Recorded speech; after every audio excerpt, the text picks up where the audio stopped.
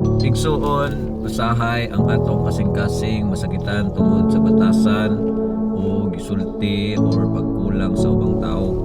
Pero hinumdumi kung ang pagtutok sa uban mo ay pagmunong nimo sa imong pagpangalagad sa Ginoo. Panahon na igsuon nga mobalik ka og lantaw kay Jesus. Siya ra gyud ang hingpit. Siya ra ang tinuod nga tuburan sa kusog ug kadasig.